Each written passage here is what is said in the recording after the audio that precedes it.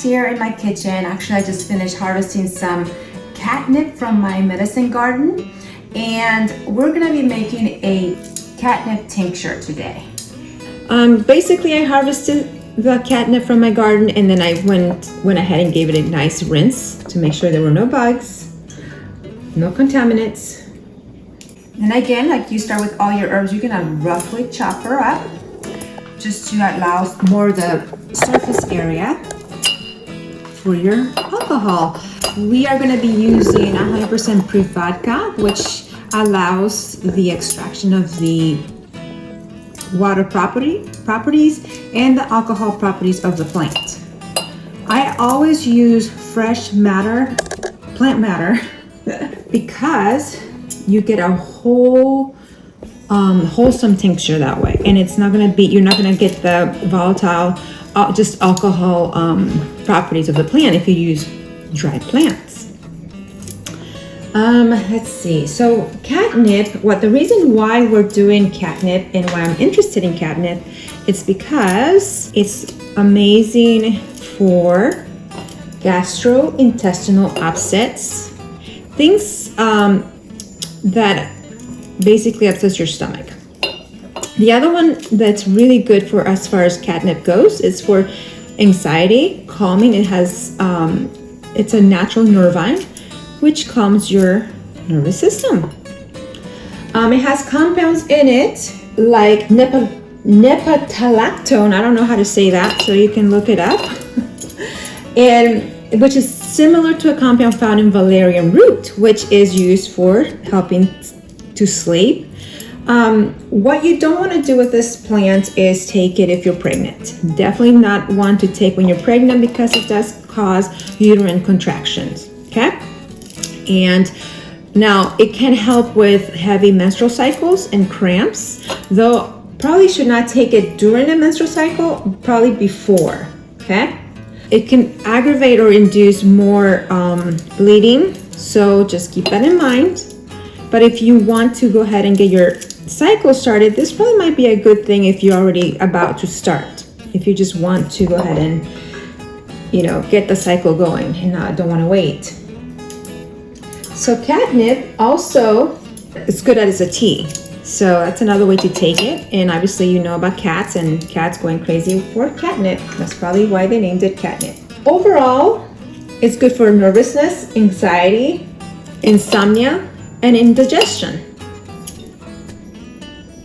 Now it's rich in iron, manganese, all sorts of other minerals that are really amazing for your body. So consider that when you're taking catnip or catnip tea infusion, which is actually just a more concentrated tea. Now a tea is more like a weak broth, where an infusion is you can use it as remedy, as more like a medicine.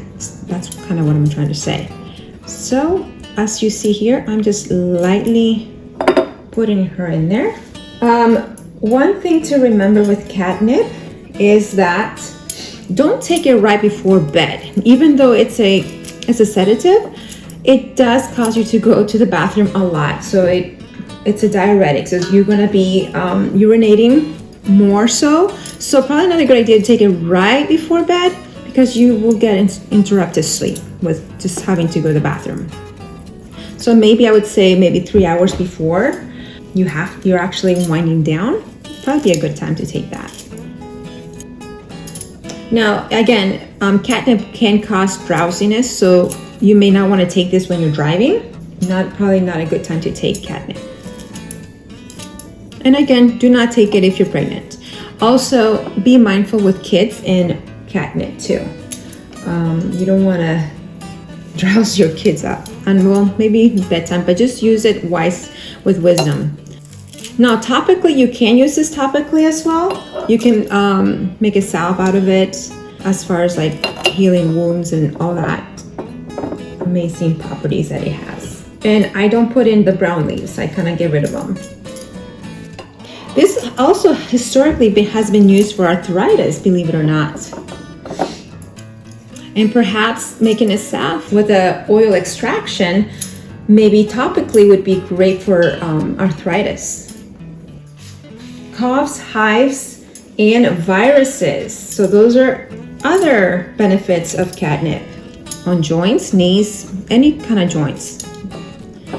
Okay.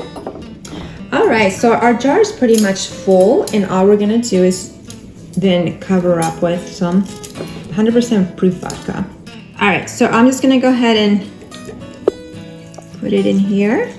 And with all the tinctures, make sure that the entire plant is completely covered with the alcohol. This is gonna reduce the oxidation process to happen in your plants. And oxidation basically is when your plants turn brown. And also, you want to make sure that you leave like maybe like a half an inch. Cover it all the way to the top, leaving a half an inch maybe from the top. Another thing to note is, I'm going to top it up a little bit more. All right, if I'm using a BPA-free lid, but if you're using a metal lid, I recommend putting some kind of cloth over it. Put a covering, like you can do linen, you can do cotton, or you can even do something as simple as parchment paper, just to cover it and protect the metal from the alcohol, because it will start deteriorating. Okay, and I'm just gonna put my lid on. And then the next part is you label it with the date, and then about 4 to 6 weeks, you should have a very good tincture. You also have to strain it. You do need to strain it beforehand, around 4 to 6 weeks, and then you can go ahead and jar it up in your little droppers, bottles. I hope you enjoyed this episode, making catnip tinctures with me. And get curious, go outside, and that is how you learn. A lot of people ask me, how do I know so much? Well, I'm curious. That's why I took the curiosity and I took it to the next level to learn and apply to my own life and to share with my clients and friends and tribes members. Gosh, I can't talk today, but shalom.